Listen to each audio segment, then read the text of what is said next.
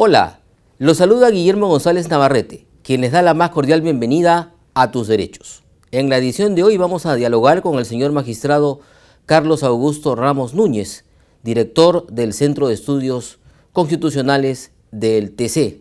Vamos a conversar sobre la labor editorial realizada por este Centro de Estudios Constitucionales y que ha sido bastante destacada en lo que va del presente año 2019. Uno de los trabajos más importantes del presente año tiene que ver con la Revista Peruana de Derecho Constitucional, en la cual se aborda un tema de trascendental importancia, el de la migración. Magistrado Ramos, muchas gracias por estar en Tus Derechos. Bueno, muy contento de estar en Tus Derechos y bueno, de escuchar las preguntas que tuviera bien formularme, estimado Guillermo. Bueno, en efecto, el Centro de Estudios Constitucionales publicó la entrega número 11 de la Revista Peruana de Derecho Constitucional, un órgano, digamos, del Centro de Estudios Constitucionales y del Tribunal Constitucional ya acreditado, bastante afincado, diría, en la comunidad jurídica. Se decidió hacer un número monográfico sobre un tema sensible, la migración y los derechos fundamentales, que para nadie escapa que se trata de un asunto crucial, ¿no?, en la labor de los tribunales judiciales, también de los tribunales constitucionales e incluso yo diría de la administración pública, tratándose de temas como la salud, el estatus de irregularidad, etc. Buena parte de esta publicación se encuentra, gira en torno a una sentencia del Tribunal Constitucional, Amezquita de Oliveira, que obtuvo un premio internacional del ACNUR, un premio en México, y que básicamente sigue algunas líneas maestras que los jueces de otras jerarquías inferiores están continuando, ¿no? Se declaró un estado de cosas inconstitucional en esta sentencia porque no existía un procedimiento disciplinario sancionador, ¿no es cierto?, administrativo, con un proceso administrativo que pudiera sancionar dentro del debido proceso aquellos problemas de irregularidad migratoria, ¿no? Pero por otro lado, se estableció de que la inmigración no constituía un delito, sino simplemente una infracción de carácter administrativo.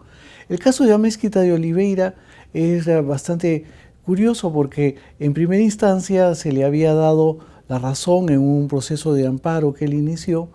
Posteriormente la Corte Superior de Madre de Dios revocó la sentencia y bueno, llegó hasta nosotros, ¿no? Es un ciudadano brasileño dedicado a la actividad comercial que tenía una relación sentimental con una ciudadana peruana. De esa relación nació una niña de 6-7 años en ese momento y después contrajo matrimonio con otra ciudadana peruana. Sin embargo, fue expulsado, no obstante los vínculos de parentesco, sentimentales que él había establecido, ¿no? Es un caso emblemático, no solamente en el Perú, sino yo diría también en el campo internacional. La revista contiene, por otro lado, una serie de colaboraciones, entre ellas la del prestigioso jurista italiano Luigi Ferrajoli, ¿no?, y de profesores tanto peruanos como extranjeros. Yendo al tema Amezquita de Oliveira, usted se refirió a un premio obtenido en México.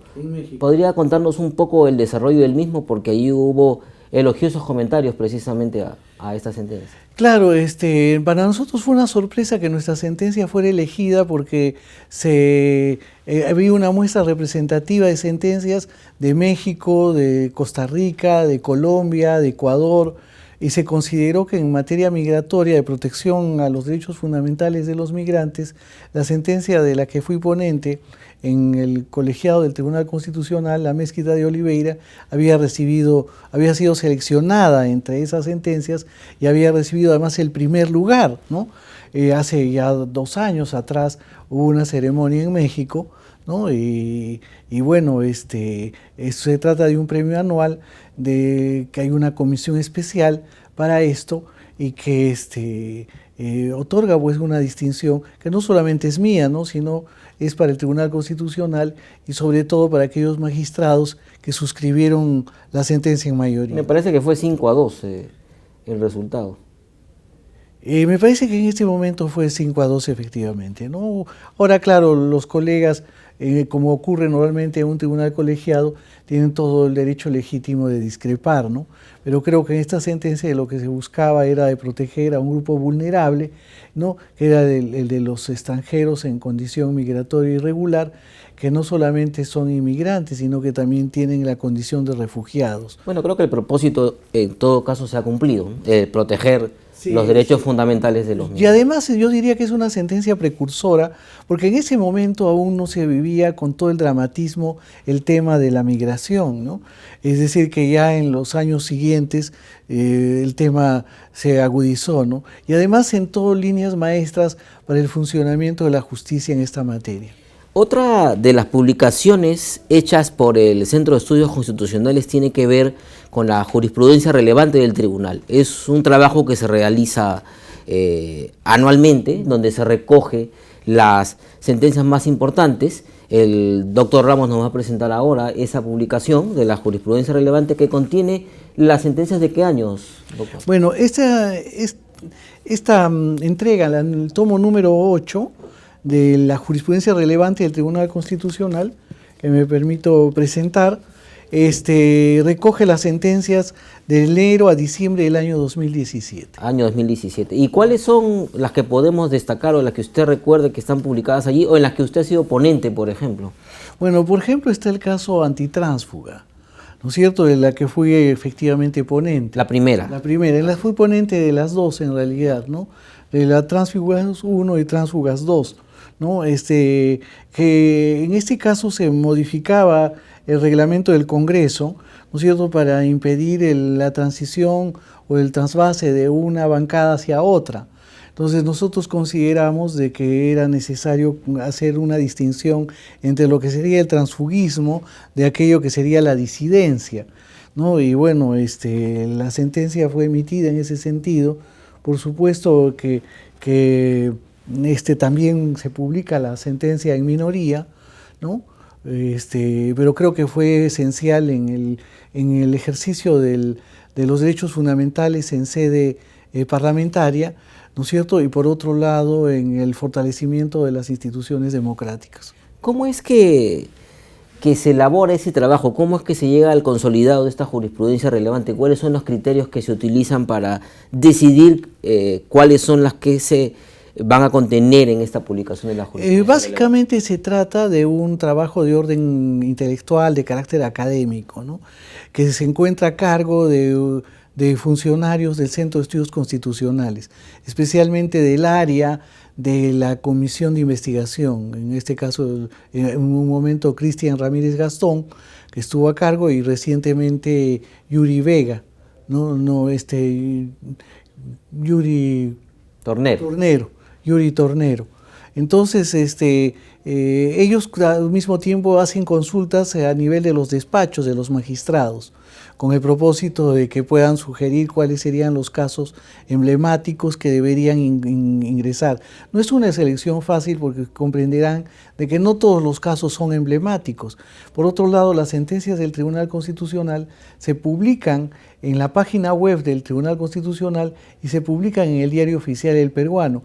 Entonces, en realidad, lo que publicamos aquí son aquellos casos que constituyen jurisprudencia de carácter relevante, ¿no?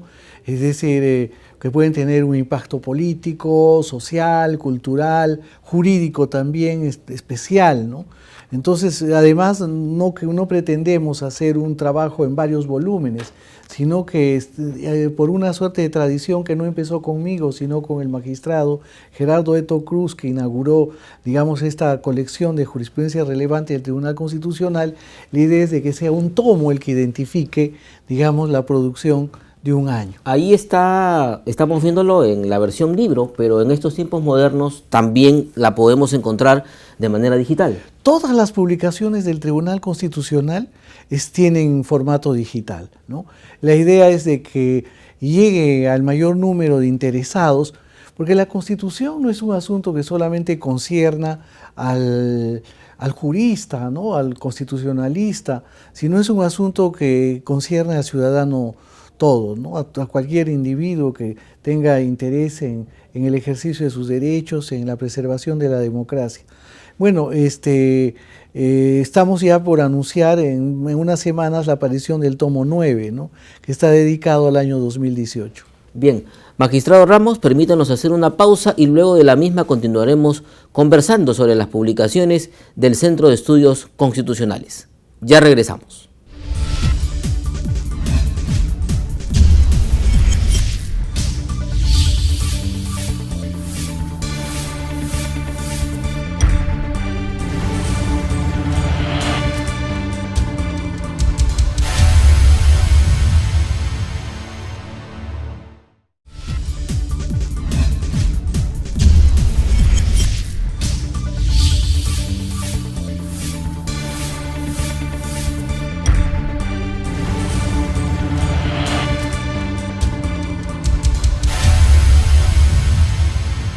Gracias por estar en sintonía de tus derechos. Otra de las publicaciones realmente importantes del Centro de Estudios Constitucionales está referida a las constituciones del Perú.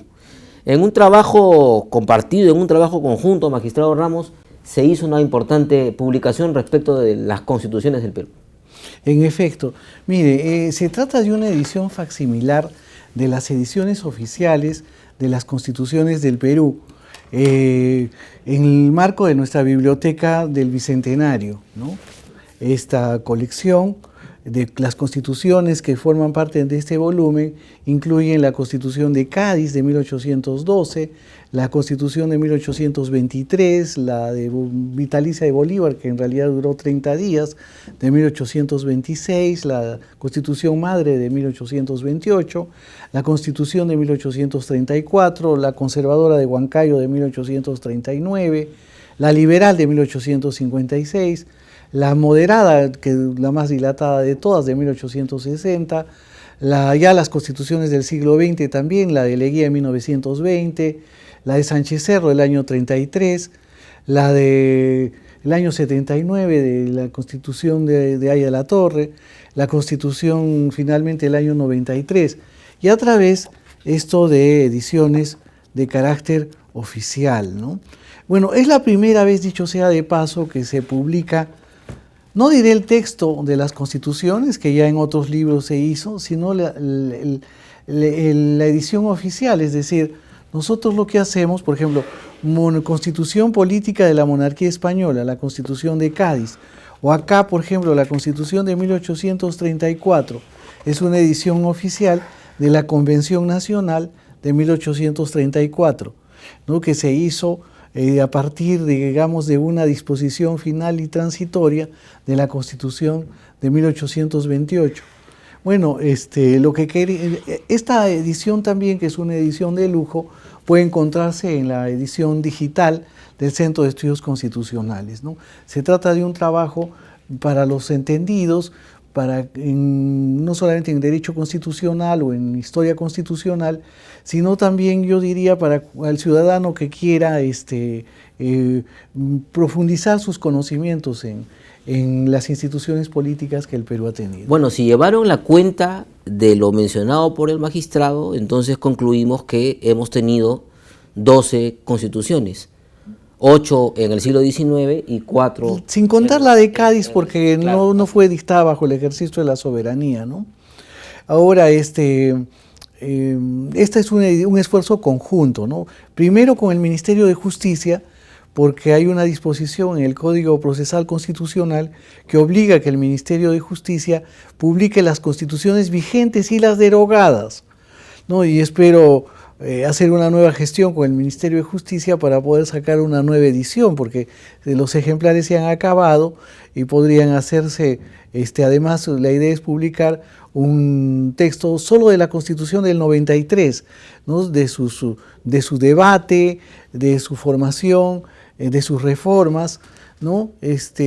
También, dicho sea de paso, hicimos otra coedición con la Academia de la Magistratura, ¿no? Y va a salir una edición digital con la Corte Suprema de Justicia. Bueno, Carlos Ramos Núñez, además de magistrado, es historiador del derecho, ¿no? Entonces, queremos preguntarle, haciendo un análisis comparado de estas 12 cartas constitucionales, constituciones, ¿cómo podemos hacer un resumen de cada una? ¿Cuál es el factor importante? Bueno, en la introducción de este texto, ¿no?, en el preámbulo que sirve, digamos, de presentación y que formó parte de un pequeño libro que publicó el Centro de Estudios Constitucionales, que se llama La Letra de la Ley, Historia de las Constituciones del Perú, se hace ese esfuerzo, ¿no?, que tiene que ser un esfuerzo didáctico.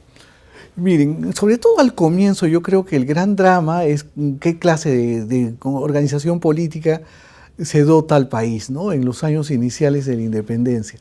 No se crea de que fue tan fácil hacer una elección por una república. Había voces como la de San Martín o Bernardo de Monteagudo que querían para el Perú una monarquía constitucional.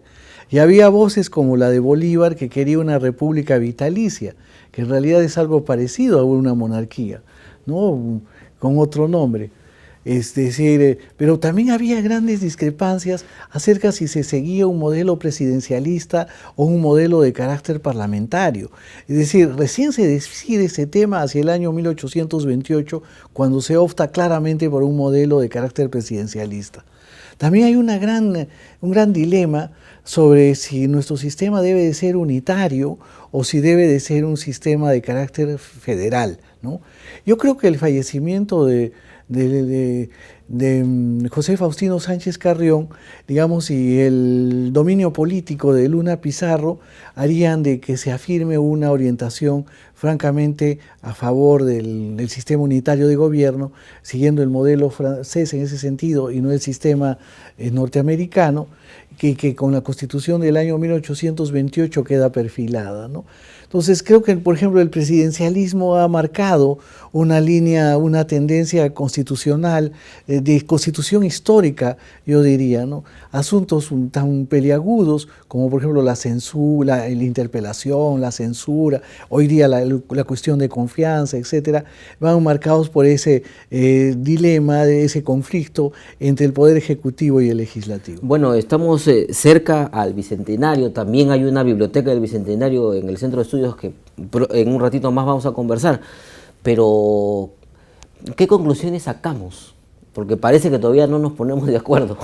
Bueno, nuestras instituciones han sido precarias, ¿no? Es decir, nuestro país es aún, decía Luis Alberto Sánchez, de esto hace como 40 años, un país adolescente, ¿no? Incipiente, de tal manera que las instituciones democráticas necesitan de un mayor arraigo. Pero yo tengo la impresión de que y es más difícil, ¿no? Es decir, como a diferencia de lo que ocurría en décadas pasadas, salirse del marco de la organización democrática, ¿no? Es decir, ahora yo diría de que dentro de todo, no obstante la precariedad de nuestras instituciones, no obstante las crisis políticas a las que se tienen que enfrentar, ¿no es cierto?, que a veces acompañan el día a día del país, es decir, yo tengo la seguridad de que esto se hará en el marco del diálogo, de la ponderación, ¿no?, y que nuestras instituciones democráticas saldrán reforzadas, ¿no? En los temas de la duración de las constituciones, usted habló de la de 1860, que es la que más ha permanecido en el tiempo, 60 años, si no me equivoco, hasta 1920, y esta del 93 ya tenemos 26 años con la Constitución. ¿Eso qué quiere decir? Bueno, hay que distinguir, digamos, una constitución que puede ser solo formal, puede ser solo semántica, de una constitución efectiva, ¿no? En el siglo XIX, a simple vista, y parte del siglo XX, la Constitución de 1860 sería la más duradera. Yo creo que eso tiene su explicación porque encontró el justo medio, ¿no? No fue una constitución liberal radical como la Constitución de 1856, que solamente duró 5 años. Había una norma allí que era, por ejemplo, el abolicionismo total en materia penal, que generó en materia de pena de muerte, ¿no es cierto?, que generó un gran malestar social porque la gente insistía en que se debía de aplicarse la pena de muerte, ¿no?, como una suerte, se decía entonces, de profilaxia social contra los delincuentes, digamos, más peligrosos, ¿no? Es decir, el positivismo antropológico primero y luego sociológico también iba en esa dirección. Pero también hay que considerar de que la idea de constitución efectiva es una idea hasta cierto punto moderna. En el siglo XIX la efectividad, digamos, de las disposiciones constitucionales, su cristalización viva, material, real, era un asunto que no se daba por sentado y que definitivamente, es decir, estaba marcado por este terrible diapasón de los golpes militares, del caudillismo militar, ¿no? Creo que ahora la Constitución adquiere un mayor contenido, ¿no? Y creo que hay una relación más estrecha, un vínculo más firme entre Constitución e instituciones políticas, ¿no? Es decir, no hay una diferencia como existía, hasta se notaba en los manuales de época. Por un lado iba la Constitución y las instituciones políticas iban por otro, aun cuando fuera en el marco de un régimen autoritario de gobierno, ¿no? Yo tengo la impresión, por otro lado, de que se ha avanzado mucho en materia de justicia constitucional, ¿no? Es decir, yo creo que el Tribunal Constitucional ha alcanzado en nuestro país ya un grado de madurez que hace que las instituciones políticas puedan funcionar con más dinamismo, con más seriedad, y que hablemos ya quizás de una mayoría democrática, ¿no es cierto?, de una mayoría de edad democrática en nuestro país. Bueno, el tribunal tiene 23 años de haber entrado en funcionamiento, ha tenido ya varios colegiados, ha tenido varios presidentes, pero creo que se han marcado precedentes importantes en diversos temas. Sí, definitivamente, ¿no? Yo creo que un elemento central, digamos, de estabilidad política es el Tribunal Constitucional. Es el órgano de cierre y creo que todos deben acatar. Claro, si nos guste o no nos guste. Bien, hablemos ahora un poquito de la biblioteca del Bicentenario del Centro de Estudios Constitucionales. Usted es una persona bastante interesada en este tema. Por ejemplo, han habido publicaciones referidas a Toribio Pacheco. Sí, empezamos nuestra colección Clásicos del Constitucionalismo Peruano con cuestiones constitucionales de Toribio Pacheco, pero también hemos publicado otros libros, ¿no?, en esa colección, sobre todo los manuales de derecho constitucional del siglo XIX y comienzos del XX, ¿no? Nuestro propósito es llevar al lector interesado, más allá del especialista que busca, pues, entre los libros de viejos alguna curiosidad bibliográfica, ¿no? Acá la idea es de que tanto en formato digital como en formato impreso, el abogado, el estudiante de Derecho pueda leer cuáles son los textos de Derecho Constitucional en la tradición histórica, historiográfica, constitucional del Perú. Y en el caso de Pacheco, ¿qué nos puede contar? Bueno, Pacheco en cuestiones constitucionales es un personaje, es un autor que va más allá de una descripción del país desde el punto de vista de los problemas jurídicos o constitucionales. En realidad yo diría que cuestiones constitucionales es lo que podría ser para el siglo XX, en cuanto a la obra de José Carlos Mariátegui y los 7 ensayos, un equivalente más o menos, ¿no? Es decir, creo que los científicos sociales, los humanistas que se dedican a la historia o a las ciencias sociales, no han advertido la importancia que tiene un trabajo como Cuestiones Constitucionales de Toribio Pacheco, que en sus apretadas 120 páginas, bueno, que nosotros hemos completado, porque los artículos que publicó Pacheco en el Heraldo de Lima los incluimos en la edición peruana, ¿no? Nos dan un cuadro parecido al de Alexis de Tocqueville, La democracia en América sobre los Estados Unidos, ¿no? Nos explican cuáles son las razones de nuestro subdesarrollo, es decir, hace una especie de confrontación dialéctica entre lo que ocurre en los Estados Unidos y lo que pasaba en el Perú. Es en realidad un texto fundante, yo diría, para entender en nuestras instituciones, ¿no? Por esa razón es de que decidimos de que encabezara la serie Constitucionalismo Histórico en el Perú, la serie del Bicentenario. Pero también, por ejemplo, en unas semanas vamos a publicar el libro de Felipe Macías, de Derecho Constitucional, su curso de Derecho Constitucional, ¿no? Es decir, debo de advertir también que estas publicaciones tienen un carácter novenal, es decir, nosotros no vendemos las publicaciones, ¿no? Las publicaciones se obsequian y pueden bajarse sin ningún costo de la página web del Tribunal Constitucional. Bueno, hablemos ahora de otros temas también vinculados a el Centro de Estudios Constitucionales. Nosotros estamos entrevistando en este momento al magistrado Ramos, pero él también está incursionando en conversar con personalidades, conversar con expresidentes del Tribunal Constitucional en una práctica, una plataforma en YouTube. Explíquenos un poco. Bueno, tenemos un canal de YouTube y tenemos un programa que se llama Conversaciones en el SEC. ¿De qué se trata el programa? Bueno, acá con el apoyo de nuestro amigo José Cayo hemos creado un programa que básicamente trata de rescatar la memoria del Tribunal Constitucional, ¿no? La memoria histórica del Tribunal Constitucional. Entonces hemos entrevistado al presidente, al doctor Ricardo Núñez, el primer presidente del Tribunal Constitucional, y bueno, a Acosta, a Carlos Mesía, a Oscar Urbiola, ¿no? En breve a César Landa. La idea es de que nos brindan un testimonio no solamente jurídico, sino yo diría incluso de calidez humana, ¿no? De remembranza personal e institucional sobre su vida, pero también sobre el funcionamiento del Tribunal Constitucional. Pensamos hacer lo mismo con otros magistrados que no llegaron a ser presidentes del Tribunal Constitucional, también con algunas personalidades destacadas del mundo constitucional, abogados, por ejemplo, o profesores universitarios, en fin, ¿no? Veremos de que este programa pueda tener una vida así tan larga como tus derechos. Bueno, vamos a invertir un poco la figura. Ahora yo le voy a preguntar a usted lo que usted le pregunta a sus invitados cuando los entrevista. Está aquí ya un poco más de 5 años. ¿Cómo evaluamos el trabajo desempeñado en su colegiado, en este colegiado del cual usted forma parte? Bueno, yo creo que se han afirmado los derechos fundamentales, se han dictado sentencias muy importantes, ¿no? Creo que el sistema de trabajo ha sido dinámico, tanto así que la carga procesal ha disminuido notablemente, ¿no? Pero también yo diría que el sistema de trabajo ha sido bueno porque los casos más importantes los discutimos en el Pleno.